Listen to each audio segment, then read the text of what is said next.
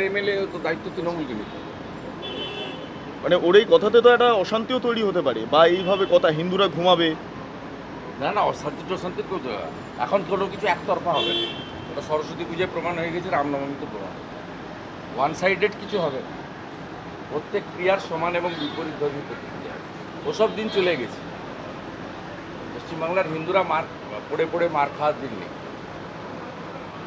ইট যে ছুটবে তাকে পাটকেল খেতে হবে। ভুয়ো ভোটার নিয়ে রসগোল্লা দিয়ে কেউ আপ্যায়ন করবে না। ভুয়ো ভোটার নিয়ে ইলেকশন কমিশন মিটিং ডেকেছে, আগামীকালকে মিটিং হবে পরে ভুয়ো ভোটার সংক্রান্ত। আমাদের তো স্পষ্ট বক্তব্য, আধার এপিক লিঙ্ক করে দিয়ে বায়োমেট্রিক চালু করা হোক।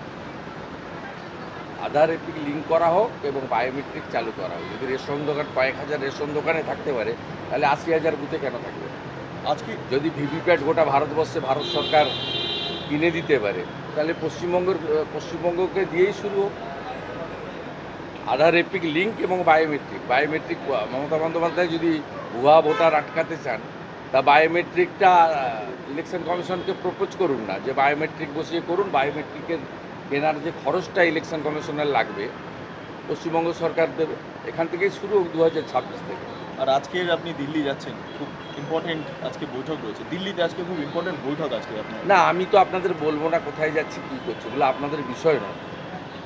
শুধু একটা জিনিসই জানতে পারেন, আমাদের দলীয় সাংসদদের সঙ্গে আমার সুকান্তবাবুর বাড়িতে 6টার সময় মিট হবে। আমি যেহেতু যাচ্ছি, সুকান্তবাবু আমাকে ওখানে ডেকেছেন, এবং সাংসদরাও হয়তো কেউ কেউ থাকবে। এইচএম এর সঙ্গে দেখা হবে আজকে? বলবো না, ওটা পরে জানতে পারবো। দাদা, আজকে ফুরফুরা শরীফে যাচ্ছে মুখ্যমন্ত্রী মমতা বন্দ্যোপাধ্যায় ফুরফুরা শরীফে যাচ্ছে ভোট ব্যাংকে কনসলিডেট করতে। ভোট ব্যাংক উনি প্রত্যেকবার বিধানসভা ভোটের আগে যান। 16 সালেও গেছিলেন। 5 বছর ফুরফুরার কথা ভুলে গেছিলেন, মুসলিমদের কথা ভুলে গেছিলেন। এখন ভোট এসেছে, তাই ফুরফুরায় যেতে হবে। 16তেও গেছিলেন, আবার 26-এ ভোট আসছে, চাপে আছেন। পশ্চিমবাংলার হিন্দু ভোটার যারা তৃণমূলকে ভোট দেন, তারা একটু আজকে টিভির দিকে নজর রাখবেন। আপনারা তো লাইভ করবেন নিশ্চয়ই, মুখ্যমন্ত্রী বলে কথা। যে হিন্দুরা তৃণমূলকে ভোট দেন, তারা একটু লাইভটা করবে, দেখতে থাকবে। আর নওশাদের আমি যে বলি তোষণের রাজনীতি, সেটা প্রমাণ হয়ে যাবে। আর নওশাদের ভূমিকাকে কি বলবেন? নওশাদের এই ভূমিকাটা, নওশাদের ওকে জিজ্ঞেস করুন।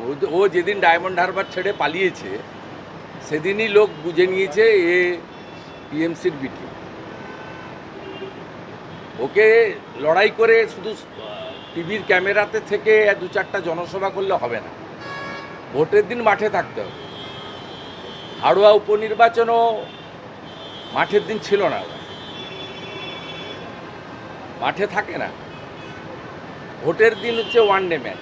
ওই দিন যে মাঠে থাকবে, আমি মাঠে ছিলাম, তাই মমতা ব্যানার্জি হেরেছে, আমি জিতেছি।